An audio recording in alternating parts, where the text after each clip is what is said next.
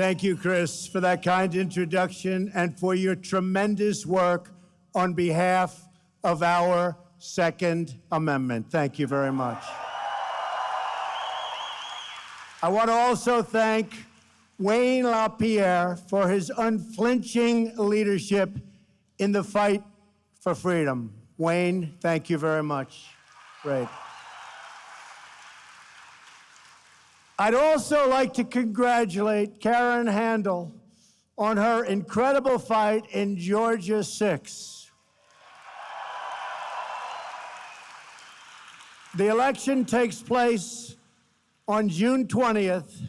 And by the way, on primaries, let's not have 11 Republicans running for the same position again. It's too nerve-shattering.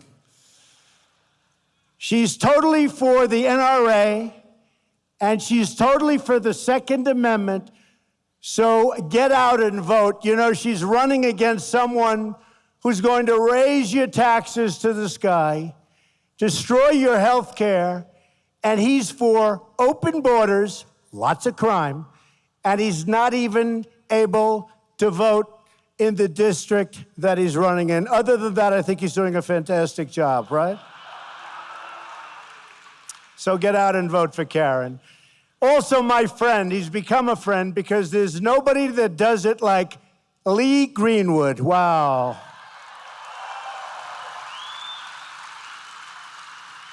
Lee's anthem is the perfect description of the renewed spirit sweeping across our country. And it really is indeed sweeping across our country. So Lee, I know I speak for everyone in this arena when I say we are all very proud indeed to be an American. Thank you very much, Lee.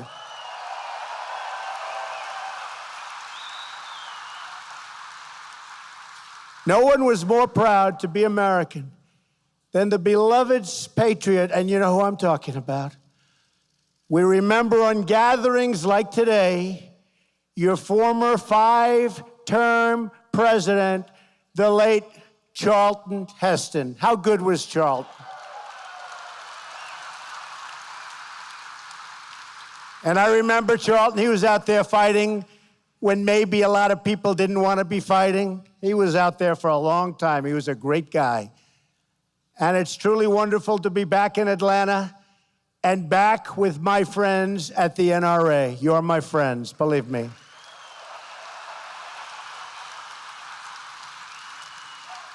Perhaps some of you remember the last time we were all together. Remember that?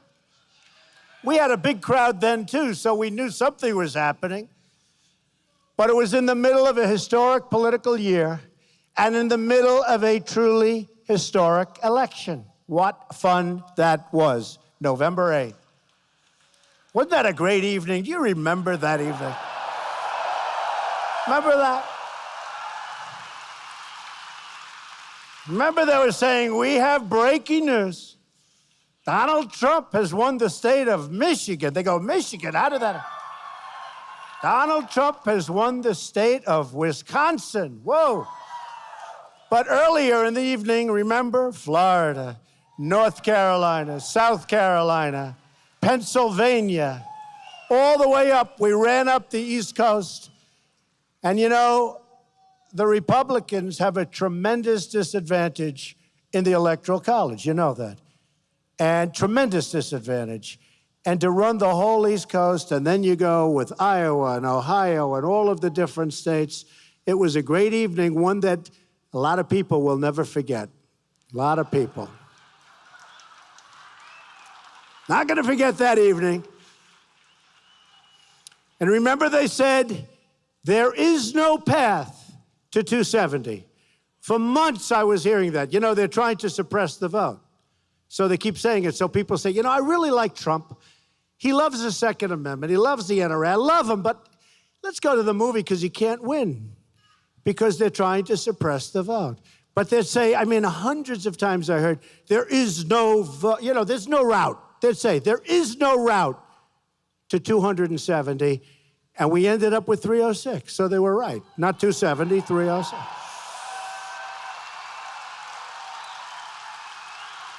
That was some evening. Big sports fans said that was the single most exciting event they've ever seen. That includes Super Bowls and World Series and boxing matches. That was an exciting evening for all of us, and it meant a lot. Only one candidate in the general election came to speak to you, and that candidate is now the President of the United States standing before you again.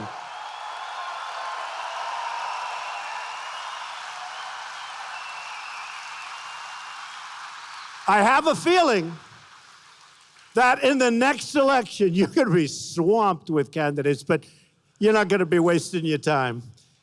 You'll have plenty of those Democrats coming over, and you're going to say, no, sir, no, thank you. No, ma'am, perhaps, ma'am. It may be Pocahontas. Remember that.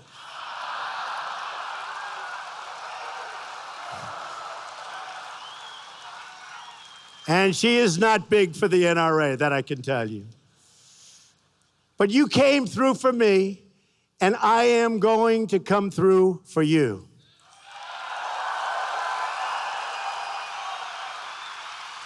I was proud to receive the NRA's earliest endorsement in the history of the organization.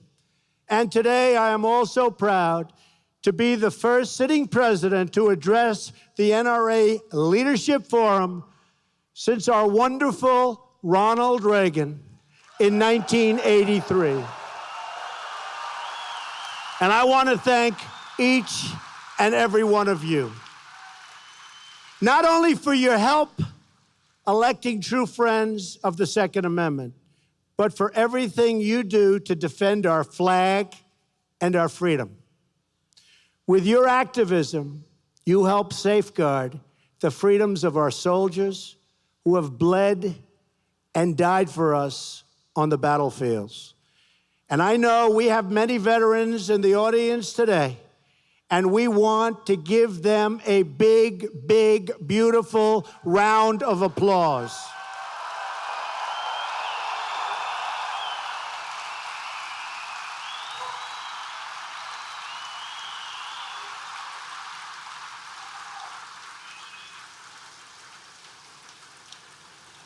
And like I promised, we are doing a really top job already.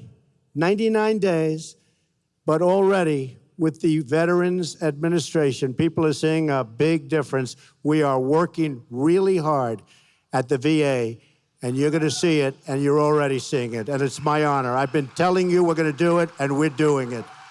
Thank you.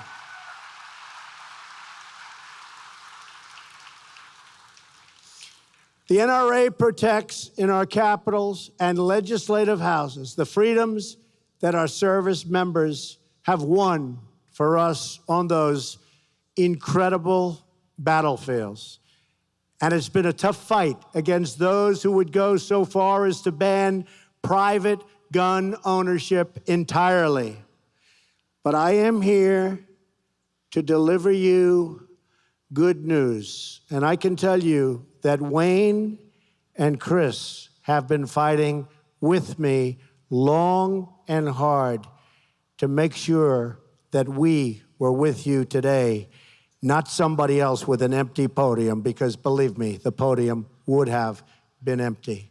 They fought long and hard, and I think you folks cannot thank them enough. They were with us all the way, right from the beginning. But we have news that you've been waiting for a long time. The 8-year assault on your Second Amendment freedoms has come to a crashing end.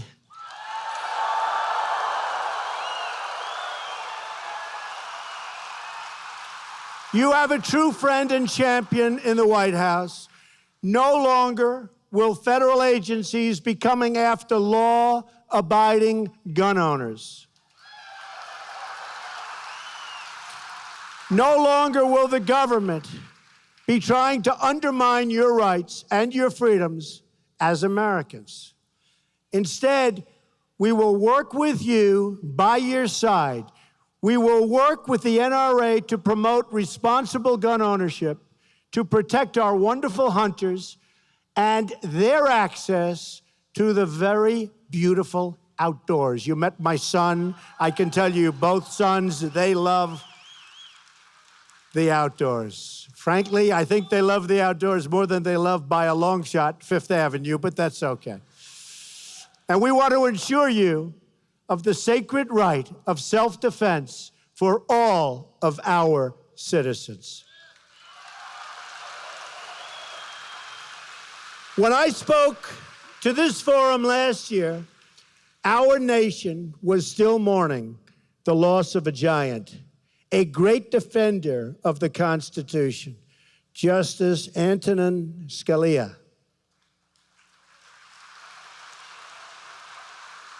I promised that if elected, I would nominate a justice who would be faithful and loyal to the Constitution. I even went one step further and publicly presented a list of 20 judges from which I would make my selection. And that's exactly what we did. And by the way, I want to thank really Heritage, and I want to thank also all of the people that worked with us. Where's Leo? Is Leo around here? Where is he? He's got to be here.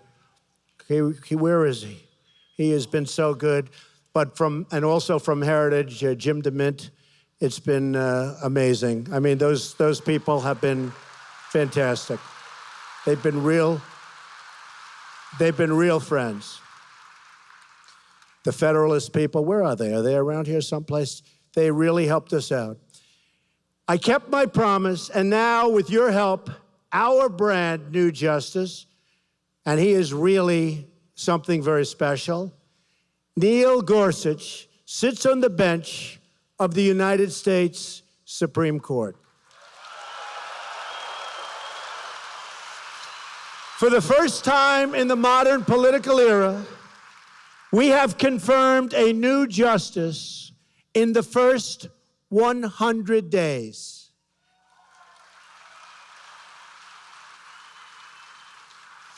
The last time that happened was 136 years ago in 1881. Now, we won't get any credit for this, but don't worry about it. The credit is in the audience, right? The credit is in the audience.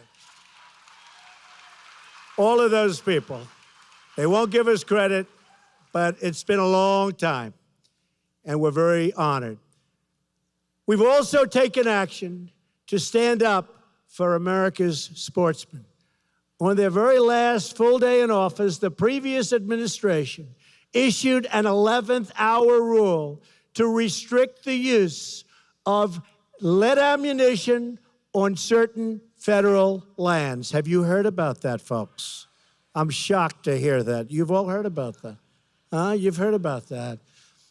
On his first day as Secretary of the Interior, Ryan Zinke eliminated the previous administration's ammunition ban.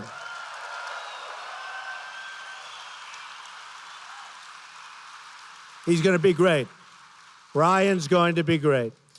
We have also moved very quickly to restore something gun owners care about very, very much. It's called the rule of law.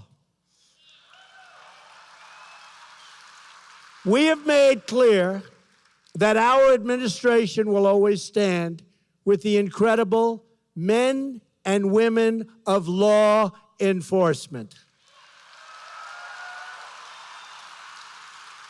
In fact, countless members of law enforcement are also members of the NRA because our police know that responsible gun ownership saves lives and that the right of self-defense is essential to public safety. Do we all agree with that?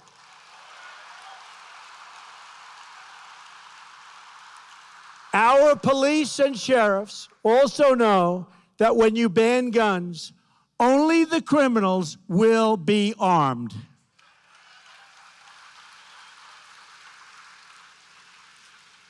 For too long, Washington has gone after law-abiding gun owners while making life easier for criminals, drug dealers, traffickers, and gang members. MS-13, you know about MS-13? It's not pleasant for them anymore, folks. It's not pleasant for them anymore. That's a bad group. Not pleasant for MS-13. Get them the hell out of here, right? Get them out. We are protecting the freedoms of law-abiding Americans, and we are going after the criminal gangs and cartels that prey on our innocent citizens, and we are really going after them.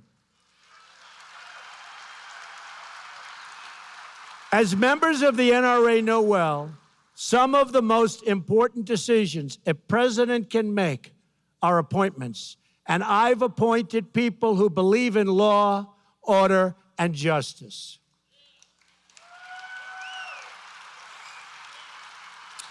That is why I have selected as your Attorney General, number one, a really fine person, a really good man, a man who has spent his entire career fighting crime, supporting the police, and defending the Second Amendment.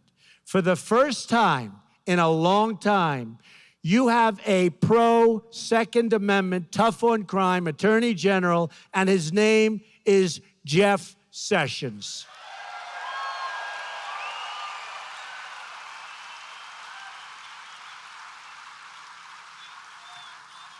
And Attorney General Sessions is putting our priorities into action. He's going after the drug dealers who are peddling their poison all over our streets and destroying our youth. He's going after the gang members who threaten our children. And he's fully enforcing our immigration laws in all 50 states. And you know what? It's about time.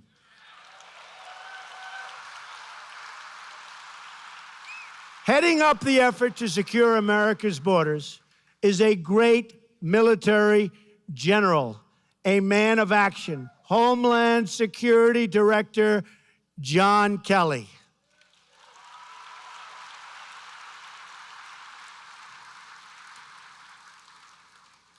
Secretary Kelly, who used to be General Kelly, is following through on my pledge to protect the borders, remove criminal aliens, and stop the drugs from pouring into our country.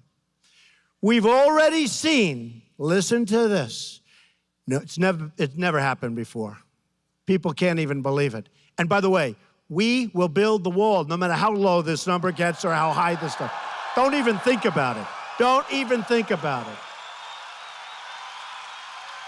You know, they're trying to use this number against us because we've done so unbelievably at the borders already. They're trying to use it against us. But you need that wall to stop the human trafficking, to stop the drugs, to stop the wrong people.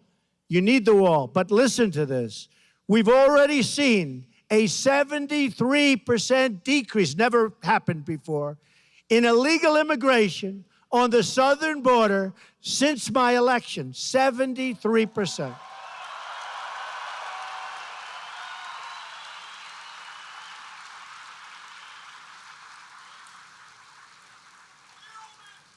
You see what they're doing, right?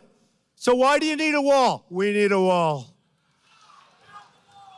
We'll build the wall. Don't even think about it. Don't even think about it. Don't even think about it. That's an easy one. We're going to build the wall. We need the wall. I said to General Kelly, how important is it? He said, very important. It's that final element. We need the wall. And it's a wall in certain areas, obviously, where you have these massive physical structures you don't need, and we have certain big rivers and all. But we need a wall, and we're going to get that wall. And the world is getting the message. They know that our border is no longer open to illegal immigration, and that if they try to break in, you'll be caught and you'll be returned to your home. You're not staying any longer. And if you keep coming back illegally, after deportation, you will be arrested, prosecuted, and you will be put behind bars. Otherwise, it'll never end.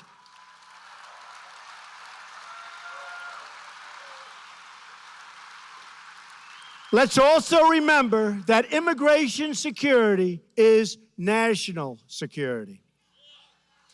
We've seen the attacks from 9/11 to Boston to San Bernardino.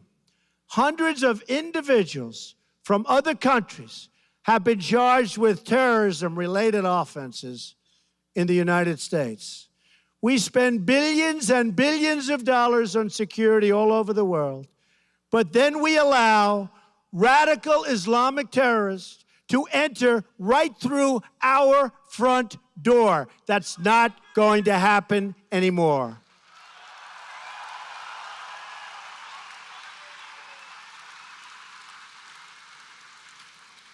It's time to get tough.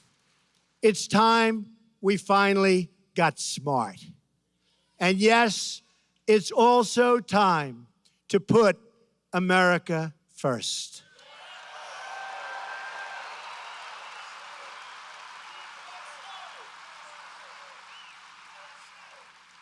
And perhaps I see all of those beautiful red and white hats. But we will never forget our favorite slogan of them all, "Make America Great Again." Right? Keeping our communities safe and protecting our freedoms also requires the cooperation of our state leaders. We have some incredible pro-Second Amendment governors here at the NRA conference, including Governor Scott of Florida. Where's Governor Scott? Where's? Great guy, doing a great job. Governor Bryant of Mississippi, what a wonderful place. Governor Bryant is here. Thank you. Governor Deal of Georgia.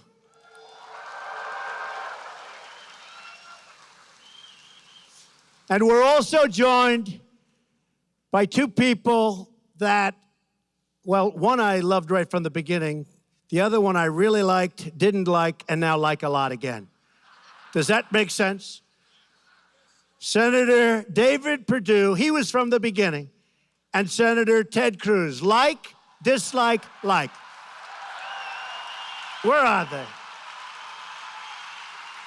Good guys. Good guys, smart cookies. Each of these leaders knows that public officials must serve under the Constitution, not above it. We all took an oath to preserve, protect, and defend the Constitution of the United States, and that means defending the Second Amendment.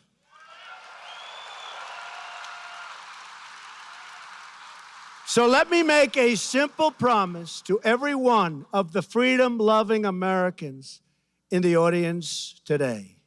As your president, I will never, ever infringe on the right of the people to keep and bear arms. Never, ever.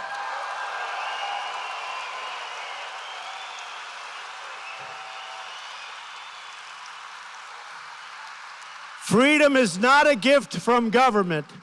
Freedom is a gift from God.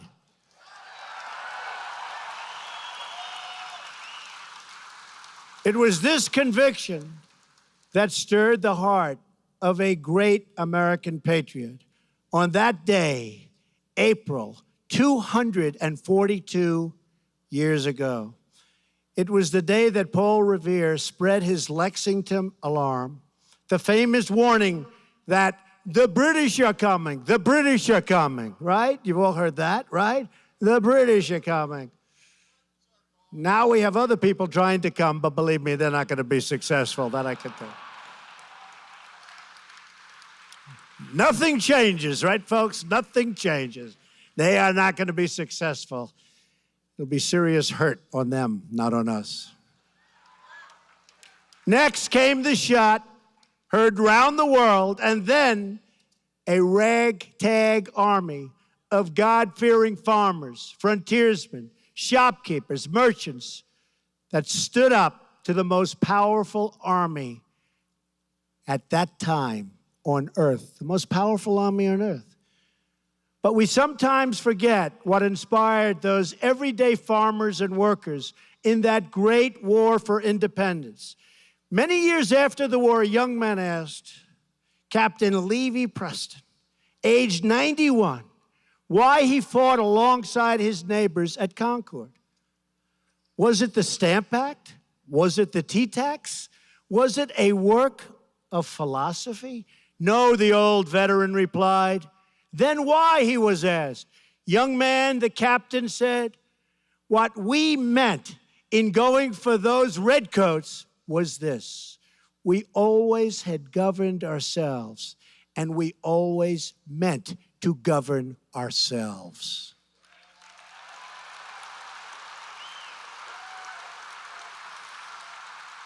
Captain Preston's words are a reminder of what this organization and my administration are all about. The right of a sovereign people to govern their own affairs and govern them properly.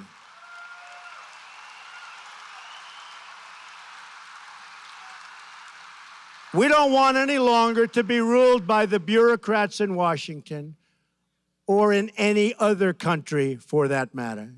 In America, we are ruled by our citizens. We are ruled by each and every one of you. But we can't be complacent. These are dangerous times. These are horrible times for certain obvious reasons. But we're going to make them great times again. Every day, we are up against those who would take away our freedoms, restrict our liberties, and even those who want to abolish the Second Amendment. We must be vigilant, and I know you are all up to the task. Since the first generation of Americans stood strong at Concord, each generation to follow has answered the call to defend freedom in their time. That is why we are here today, to defend freedom for our children, to defend the liberty of all Americans, and to defend the right of a free and sovereign people to keep and bear arms. I greatly appreciated your support on November 8th in what will hopefully be one of the most important and positive elections for the United States of all time. And to the NRA, I can proudly say, I will never, ever let you down. Thank you. God bless you. God bless our Constitution. And God bless America. Thank you very much.